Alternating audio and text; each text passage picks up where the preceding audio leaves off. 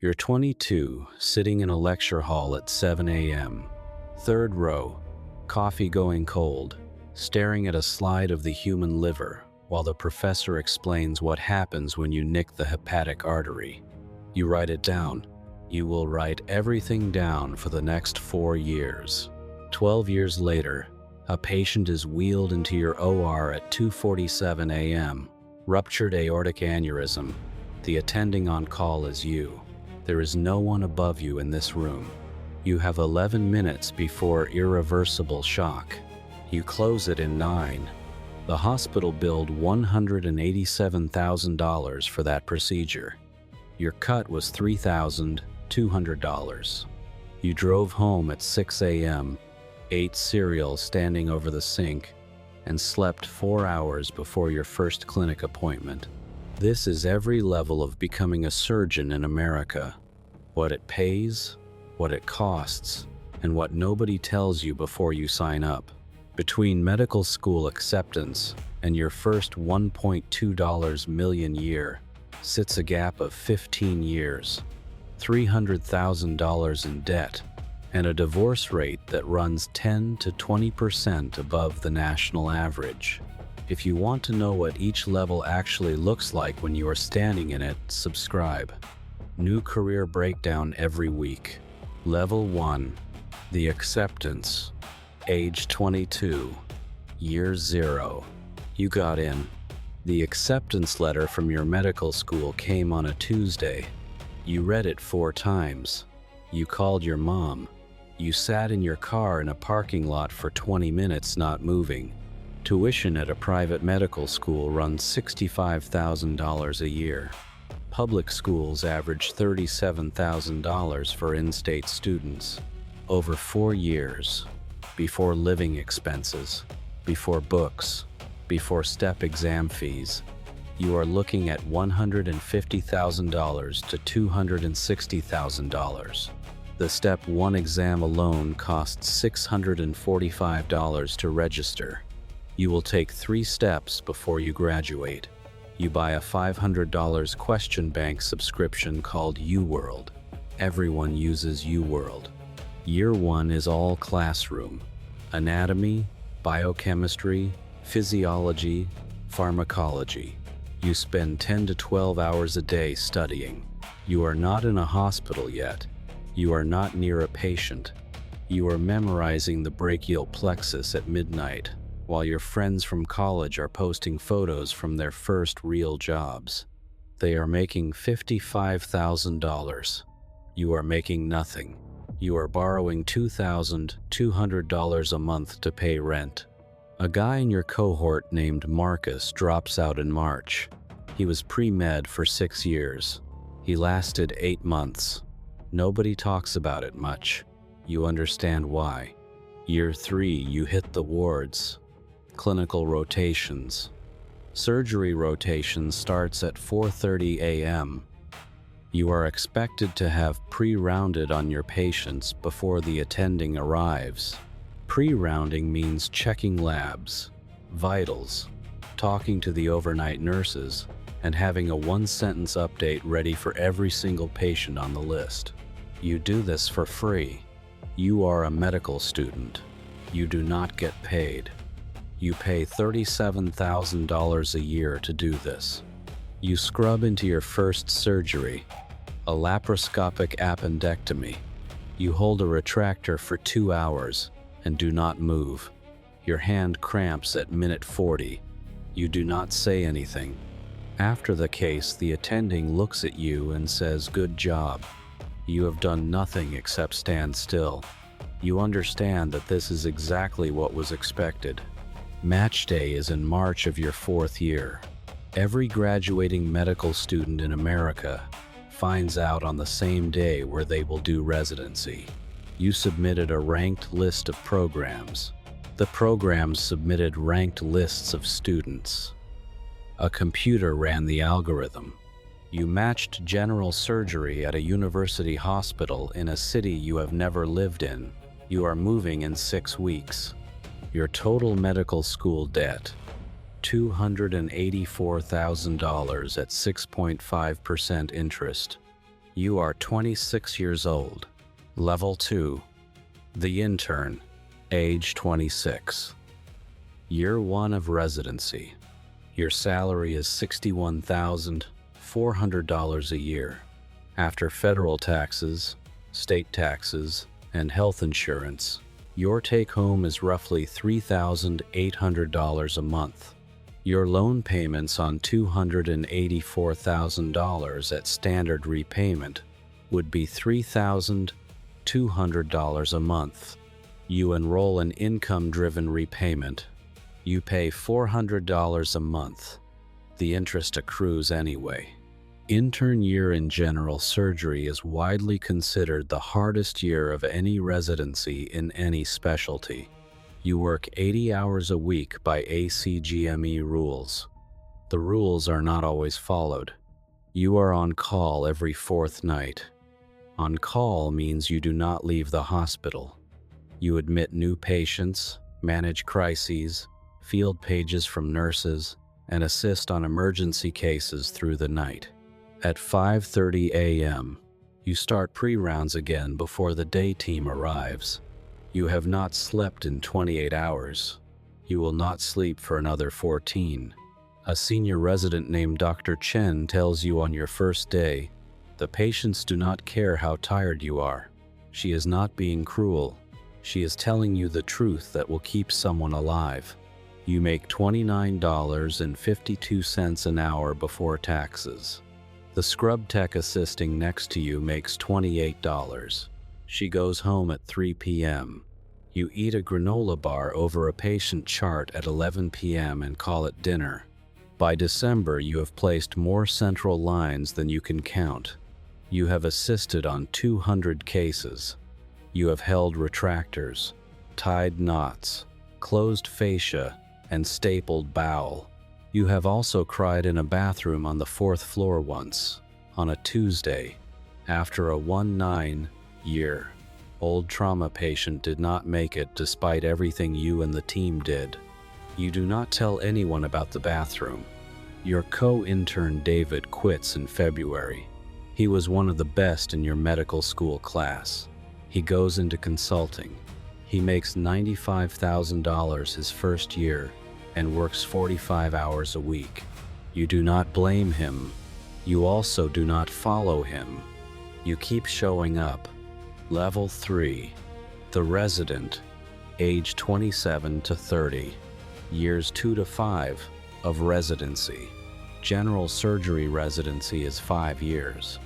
Some go 6 or 7 with research years built in. Your salary climbs incrementally. PCG2, $64,000. PZG, $367,000. PZI4, $71,000. PGY, $75,000. By year 3, you are operating, really operating, not holding retractors, cutting, dissecting, making decisions under supervision. Your attending stands across the table and lets you work.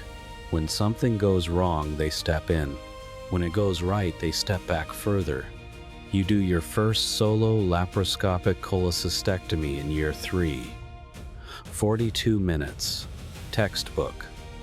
You walk out of that OR different than you walked in. The ABSITE, the American Board of Surgery in Training exam, happens every January. Your score determines how your program views you. Low scorers get remediation. You study for it on weekends, on call nights, on the train. Your relationship ends in year 3. She waited 2 years through intern year and the beginning of residency. The 80-hour weeks, the missed dinners, the phone always on the table, the you are here, but not really. She is not wrong. You are not wrong either. The schedule is simply incompatible with the version of partnership she needed. You move into a smaller apartment. You save $200 a month. Year 5, you are chief resident. You run the OR board. You manage the junior residents. You take the hardest cases. A complex Whipple procedure, pancreaticoduodenectomy, takes you 6 hours with your attending scrubbed. It is one of the most technically demanding operations in abdominal surgery. You finish it clean. Your attending looks across the table and says, "You're ready." You are 30 years old. You have been in training for 8 years. You have $310,000 in debt with accrued interest. You have never earned more than $75,000 a year. You are about to earn less. Level 4. The Fellow, age 30 to 32. Fellowship. You matched into a fellowship. Surgical oncology at a major cancer center, 2 years. $68,000 a year. Fellowship is where you subspecialize. General surgery gives you the foundation. Fellowship gives you the weapon. You are now operating on pancreatic cancers, liver resections, complex soft tissue tumors, cases that take 8 hours, cases where the margin between cure and recurrence is measured in millimeters. Your attending at the cancer center is Dr. Patricia Reeves. She has performed over 3,000 major oncologic resections. She publishes research. She presents at national conferences. She runs a lab. She sees 40 patients a week in clinic. She operates 3 days a week. She earns $890,000 a year. You watch her work and understand for the first time what the ceiling actually looks like. By the end of fellowship, you have logged over 1,500 cases as primary surgeon. You have a publication in Annals of Surgical Oncology. You have presented at one national conference. You have a CV that is 11 pages long. You are 32. You have been training for 10 years since medical school started. Your debt with interest, $334,000. You start applying for attending positions. Level 5, the attending, age 32 to 45. Your first offer, academic medical center, surgical oncology, $385,000 base salary, plus RVU bonus potential. You sign. Your first paycheck as an attending clears at $28,900 after taxes. You stand at the ATM and read the number 3 times. You start paying your loans at full repayment, $3,400 a month. You will pay this for 10 years. Year 1 as attending, you operate 4 days a week and run clinic 1 day. You have residents and fellows working with you now. You are on the other side of the table. You are Dr. Chen. Your RVU bonus kicks in at year 2. Total compensation, $467,000. By year 5, you are $580,000. You have paid down $180,000 in debt. You bought a house. You drive a car that is not 12 years old for the first time since college. A private practice group recruits you at year 6. No research requirements. No teaching obligations. Pure clinical volume. Base salary, $780,000. Plus partnership track. You think about Dr. Reeves. You think about the residents watching you the way you watched her. You stay academic for 1 more year. Then you go private. Year 10. As an attending, your total compensation clears $1,200,000. Base plus production bonus, plus partnership distributions. Your debt is paid off. You are 44 years old. Level 6. The Chief. Age 45 plus. 0.3% of practicing surgeons in America hold the title of Chief of Surgery at a major academic medical center. Base salary range, $1, $4M to $2, $1M, depending on institution size and location. Department heads at top 10 academic centers have reported total compensation packages exceeding $3M when administrative stipends, speaking fees, and equity positions in surgical device companies are included. You are not there yet, but you know someone who is. Dr. James Whitfield, Chief of Surgical Oncology at a major Northeast academic center. You trained under his fellow 15 years ago. You see him at a conference in Chicago. He tells you, the surgery gets easier. The meetings never do. He runs a department of 34 surgeons. He manages budgets, hiring, political relationships between surgery and medicine, relationships between the hospital and insurance companies. He operates 2 days a week now instead of 4. He misses the OR on the days he doesn't go in. He has a $4, 2M house. He has been married 28 years to the same woman who waited through residency, through fellowship, through the early attending years of 7 0-hour weeks. She is a pediatrician. She understood.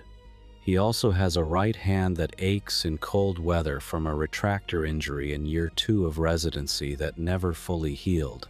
He tells you this without irony. Ending. You are 52. You walk into OR 7 at 6:45 a.m. Your medical student today is 23. She is scrubbed, gloved, standing at the table trying to look like she belongs there. She reminds you of someone. You hand her the retractor. She takes it with both hands. You do not tell her about the granola bar dinners, or the bathroom on the 4th floor, or the $334,000 in debt, or the relationship that ended in year 3. You will let her find the parts that matter. The patient is prepped and draped. You call for the scalpel. The case begins. The average surgeon trains for 13 to 16 years before independent practice. The dropout rate from surgical residency runs between 20 and 30%. The ones who finish keep showing up. That was the whole trick. Not financial or career advice. All figures are for educational purposes only. Subscribe to The Climb every Saturday. One new level.